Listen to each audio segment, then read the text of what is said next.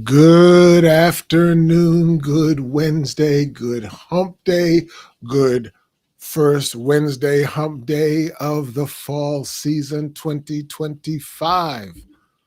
Good afternoon, friends, and welcome back to the 10 Commandments of Leadership.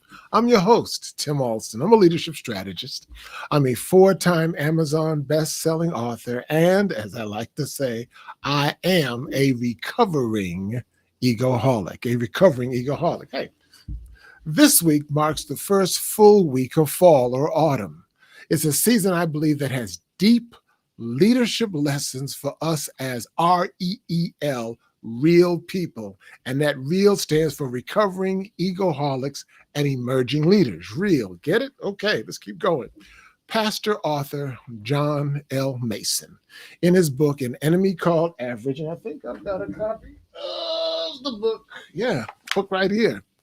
An Enemy Called Average, reminded me recently that seasons aren't just dates on a calendar.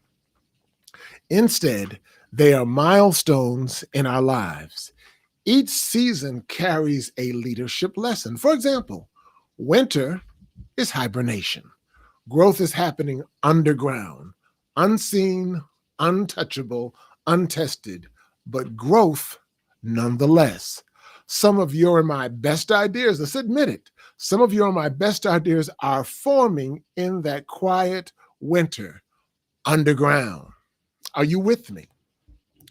Next, you have fall. And fall is for breaking up that fallow ground and planting seeds that will one day blossom.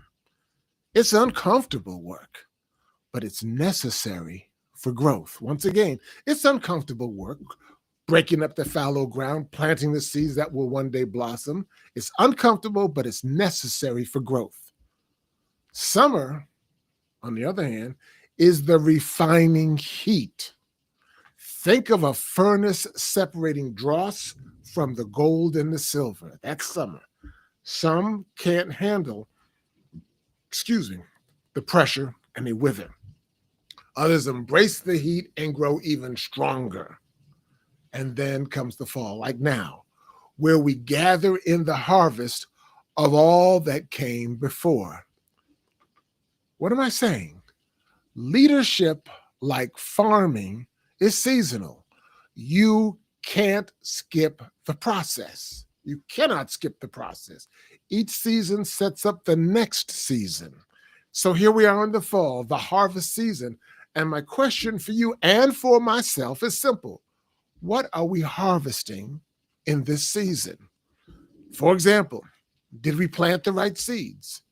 Did we do the right kind of weeding, removing the distractions and cutting back that which was choking growth? Did we water faithfully? That means were we staying consistent when nobody was watching? Did we allow the natural sunlight and wind and rains, those stresses of life, to grow us instead of break us? Because, make no mistake, what we're harvesting now is the direct result of what we planted and tended in earlier seasons. Let me say that again. What we're harvesting now is the direct result of what we planted and tended in the earlier seasons. There's an old Chinese proverb that I love. Hope you will too. You've probably heard it before. It says, if you are planning for a year, then sow rice. If you are planning for a decade, for 10 years, then plant trees. But if you are planning for a lifetime, then cultivate people. Let me say that again. If you are planning for a year, sow rice. If you're planning for 10 years or a decade, plant trees. But if you are planning for a lifetime, as I like to say, then sow and plant and cultivate people. That's the leadership harvest that I'm talking about. Yes, projects matter. Yes, accomplishments matter. But the real test of leadership is the people that we cultivate. That is the real test of leadership. And for those of us who are REEL, real, who are recovering egoholics and emerging leaders, the harvest isn't just about what we did, but about who we have grown. The harvest is not just about what I did or you did, but who did you and I grow? And here's where it gets exciting.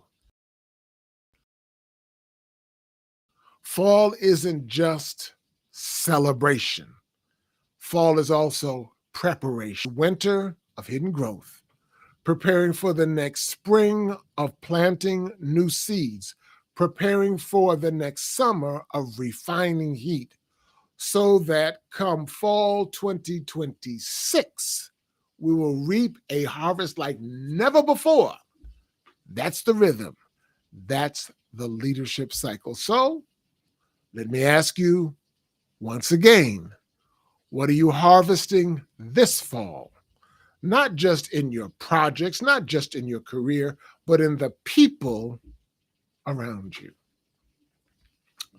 This is Tim Alston, your leadership strategist and recovering egoholic, reminding you that fall is not just a season to harvest, it's a season to prepare for the next winter, next spring, and next summer.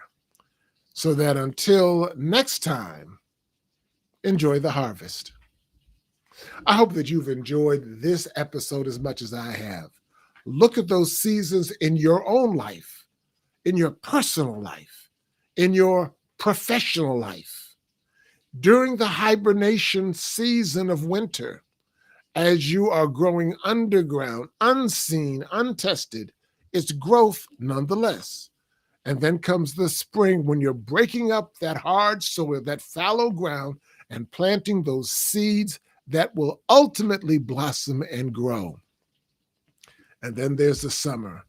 Here in Alabama, with this hot, unforgiving Alabama summer sun, it's a refining season. That heat separates, it's like a furnace. It separates the dross from the true gold and silver. And all that goes into the furnace is not going to make it. Some, however, will go into the furnace, and that heat will make it grow all the more. This is some fun stuff, y'all. There are leadership lessons in everything we see and everything we do.